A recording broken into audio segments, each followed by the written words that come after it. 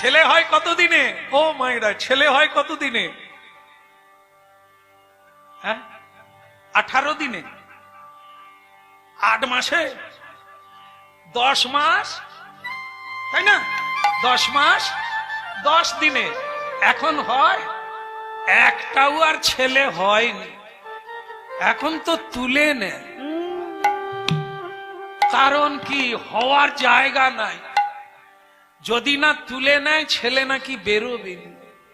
এরা কারা কে জানে, এরা ঢুকেছে বেরোবে। কি দিন এলো, এখন আর কেউ মাটিতে পড়েনি। মায়ের যে জায়গা দিয়ে হওয়ার কথা, জনিদার দিয়ে, সেখান দিয়ে হয় না, এরা অন্য জায়গা দিয়ে বেরোয়। এরা কিরকম হবে কে জানে, সে আপনারা ঠিক রাখবেন। এরা তো রাস্তা দিয়ে আসেনি, বে রাস্তা দিয়ে বেরিয়ে পড়েছে। হ্যাঁ, সচি মা 13 মাস গর্ভ ধারণ করেছিলেন, সন্তান হয়। সেদিন তারা কোনো ডাক্তার দেখায়, কোনো ডাক্তার বলেনি যে তোমার শল্য চিকিৎসা করতে হবে। সুখদেব গোস্বামী 16 বছর মায়ের গর্ভ ছিল, অপারেশন করেন। আর আজকে 9 মাস হয়ে গেলে ওগো তুমি ডাক্তারের নাম লিখিয়ে দাও, ওগো তুমি আগের থেকে হাসপাতালে পৌঁছে দাও, নালে আমিও মরিয়া যাব, আমার বাচ্চাও চলে যাবে। এখন সেরকমই সিস্টেম, সরকারও বলে দিয়েছে আগের থেকে নাম লেখা। হচ্ছে সেভাবেই হচ্ছে, আমরা কি আটকাতে পারবো? হচ্ছে হোক, হচ্ছে হোক। তবে খাতা খুলে খুলে দেউলে হয়ে গেলাম, কোথাও লেখা নাই যে ঢুকলে বেরোবেন। ওরে রাস্তা তো আছে, সময় তো দে, সময় হলেই বেরোবে, কেউ থাকবে না। মায়ের গর্ভে কেউ আটকায় না। 18 বৎসর 18 মাস এই মালিনী দেবীর গর্ভে 18 মাস সন্তান বার হয় না। শ্রীবাস ঠাকুর খালি ভাগবত করে আর কীর্তন করে, মারে তুই কিছু ভাবিস না, এ তোর ভেতরে কে ঢুকেছে আমি জানি, তুই কাঁদিস না। কাঁদতেই যদি হয় কৃষ্ণ বলে কাঁদ, তোর মঙ্গল হবে। কারণ সাধারণ সন্তান থাকতে পারে না, অসাধারণ সন্তান সুখদেব গোস্বামীর মতো মায়ের গর্ভে অপেক্ষা করে। রাধে রাধে।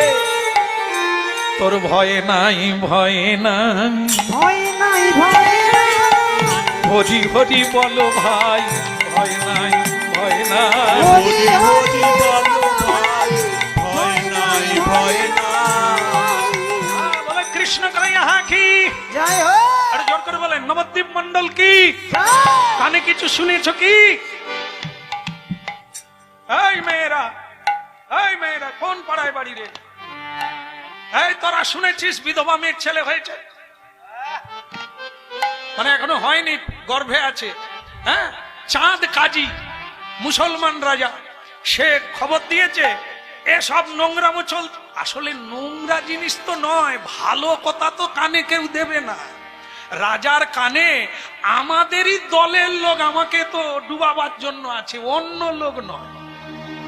রাজা মুসলিম হলে কি হবে, নালিশ তো জানিয়েছে ওই যারা কথা দিয়ে দেখে, চশমার উপর দিয়ে দেখে।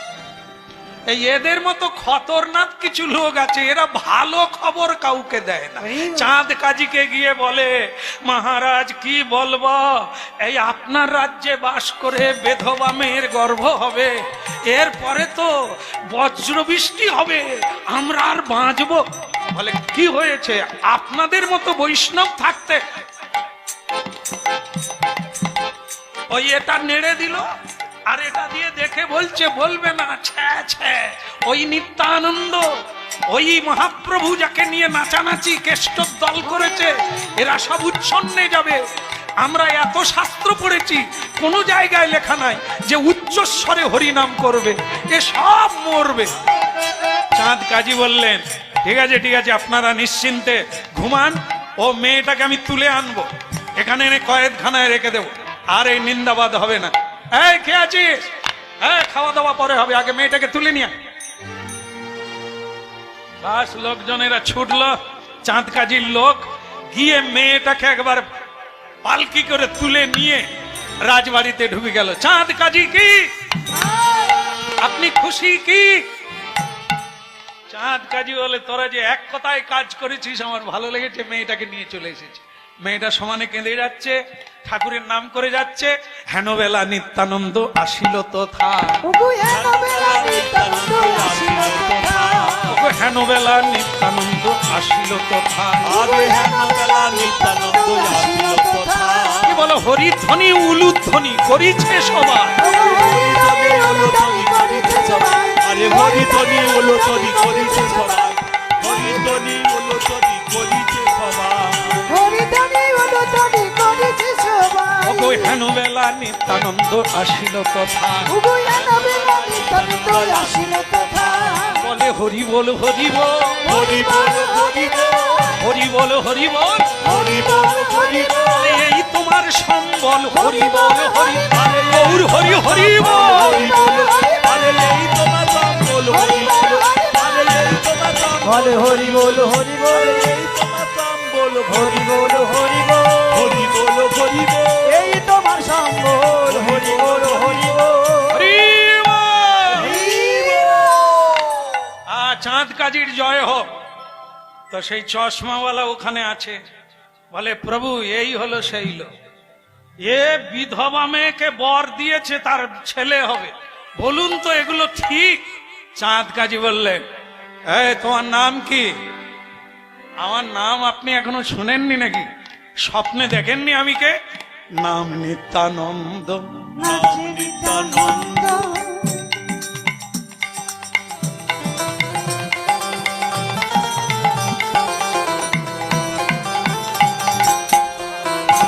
ওই নাচে নিত্যানন্দ। এই, এই, এখানে নাচছো কি? বলে নাম নিত্যানন্দ। ওই নাম নিত্যানন্দ। বলে আরে হলো বা, এত আনন্দ কিসের? বলে নামের সঙ্গে জীবনে থাকবে না, মিল থাকবে না, নিত্যযুক্ত আনন্দ, নিত্যানন্দ। আমার নাই কোনো নিরানন্দ, তাই নাম নিত্যানন্দ। নাম নিত্যানন্দ, হয়ে পরমানন্দ, নাম নিত্যানন্দ। ওই হয়ে পরমানন্দ। নাম নিত্যানন্দ। এই, এই দাঁড়াও, নাচানাচি বন্ধ করো, কথা বলো। বলে কথাই একটা, তুমি যে মেয়েটাকে তুলে এনেছো, বাঁচতে চাও না মরতে চাও? মানে মানে কি তুমি আমায় ভয় দেখাচ্ছ? জানো আমি কে? আমি কাজী সাহেব। এটাই বলতে এসেছি, তুমি কাজী হও আর রাজি হও, সম্রাট হও। মহাকালের কাছে কেউ বড় নয়, সবাই তার কাছে মাথা নিচু করে, তোমাকেও করতে হবে। তুমি এক মহাকালকে নিয়ে এসেছো, তোমার মৃত্যু দেবতা। হ্যাঁ কি বলছো? কোথায় এই মেয়েটা? ওই মেয়েটা নয়, মেয়েটার গর্ভে যে আছে সে তোমার মৃত্যু দেবতা। যদি শ্মশান মানে ফিরিয়ে দাও তো বেঁচে যাবে, আর যদি তার এখানে ক্ষতি করো, তাকে রেখে দাও, তাহলে তুমি মরে যাবে।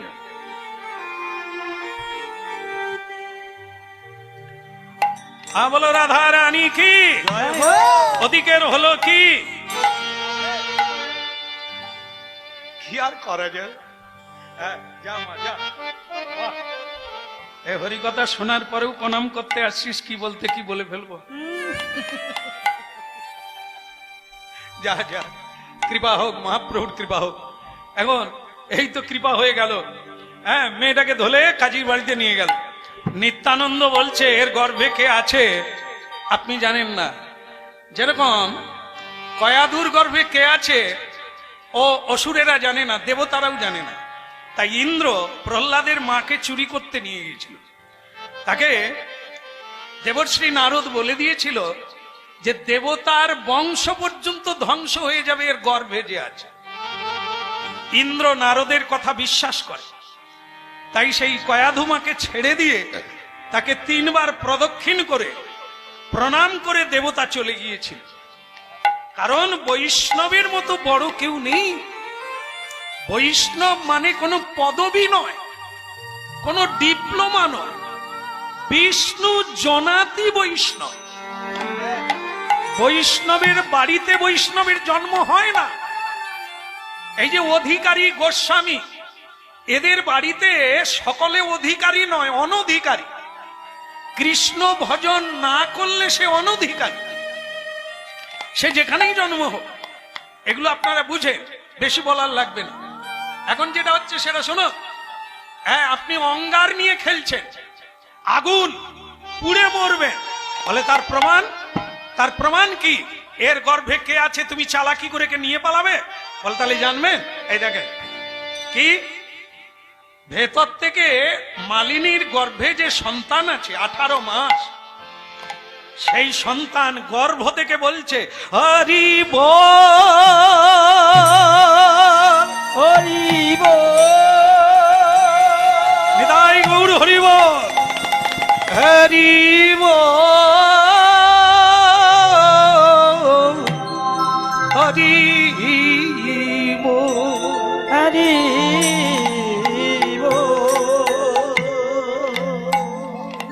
গর্ভের ভেতরে সন্তান বলছে হরি বল।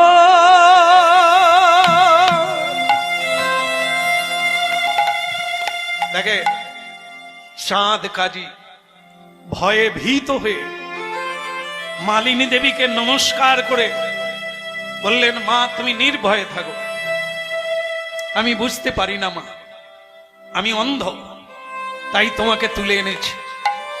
আমার লোকজনেরা তোমাকে সসম্মানে তোমার বাড়িতে পৌঁছে দেবে, তুমি আমাকে শুধু ক্ষমা করে দাও মা, আমি যেন এ ভুল আর দ্বিতীয়বার না করি। ভাবো, এই আজ থেকে 500 বছর আগে এই লীলা ঘটল পশ্চিমবঙ্গের মাটিতে। গর্ভের সন্তান হরি বল, হরি বল।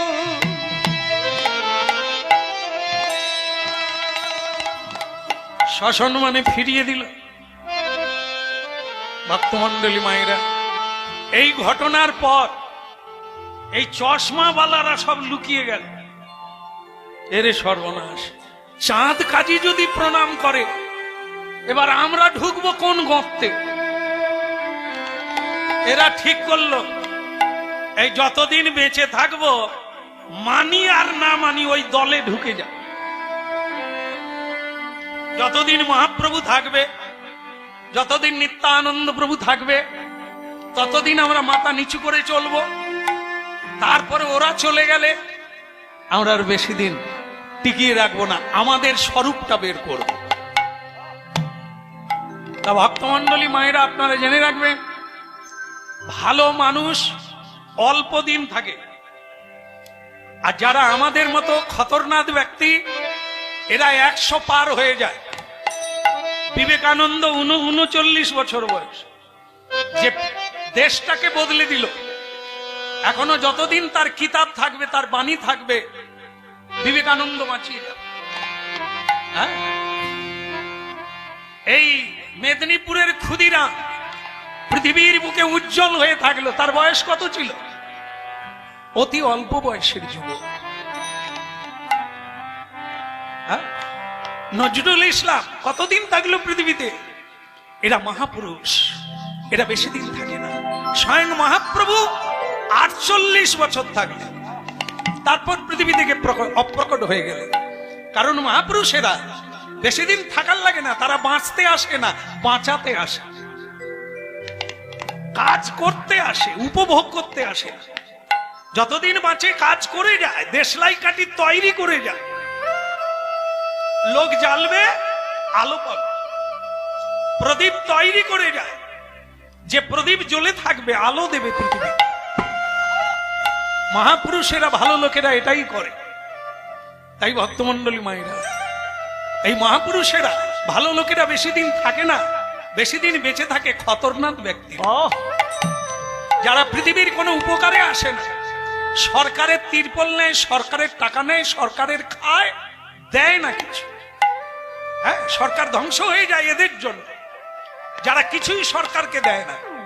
হ্যাঁ, একটা মানুষ হয়ে শুধু নিয়ে গেল, কিছু দিয়ে গেল, এসব চিটে ধান। তা এটা হবে না। হরিনাম যারা শোনে, তারা একটু নড়ে চড়ে বসে, একটু ভাবে, একটু দেখে। ছেলে হলো, শুভ দিনে শুভক্ষণে পুত্র প্রসবিলা, শুভ দিনে শুভক্ষণে পুত্র প্রসবিলা, শুভ দিনে শুভক্ষণে পুত্র প্রসবিলা। কেবল হরিধ্বনি শঙ্খধ্বনি করিতে লাগিলা, হরি হরি হরি শঙ্খধ্বনি করিতে লাগিলা। হরিধ্বনি শঙ্খধ্বনি করিতে লাগিলা, হরি হরি ধ্বনি শঙ্খধ্বনি করিতে লাগিলা। সবাই হরি বল হরি বল, হরে হরি বল হরি বল। এই মাত্র উঠে রোল হরি বল হরি বল, এই মাত্র উঠে রোল হরি বল হরি বল। বাহু তুলে সবে বল হরি বল হরি বল। আরে বাহু তুলে তবে বল হরি বল হরি বল। আরে বাহু তুলে তবে বল হরি বল হরি বল। আরে বাহু তুলে তবে বল হরি বল হরি বল। হরি বল হরি বল হরি বল হরি বল। জন্মদিনে সবাই মিলে হরি বল হরি বল, জন্মদিনে সবাই বল হরি বল হরি বল। শুভ দিনে শুভক্ষণে পুত্র প্রসবিলা, শুভ দিনে শুভক্ষণে পুত্র প্রসবিলা। আনন্দ ধরে না, আনন্দ ধরে না। শুভ দিনে শুভক্ষণে আনন্দ ধরে না, আরে শুভ দিনে শুভক্ষণে আনন্দ ধরে না। নামি দিলামি বৃন্দাবন,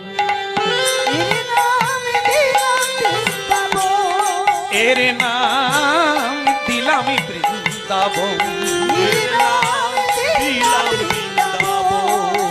তোমরা ভুলেও যেন ভুলো না হে, ভুলেও যেন ভুলো না হে, নামি বৃন্দাবন, দিলামি বৃন্দাবন, এর নাম দিলামি বৃন্দাবন।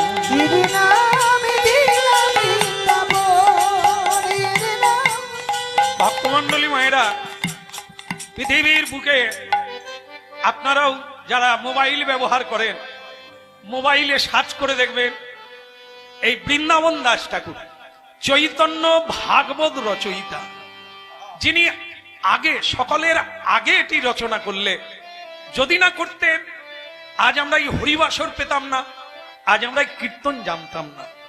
যিনি করলেন তিনি হলেন এই মালিনী দেবীর ছেলে, যার বাবা অনেক আগে মারা গেছে।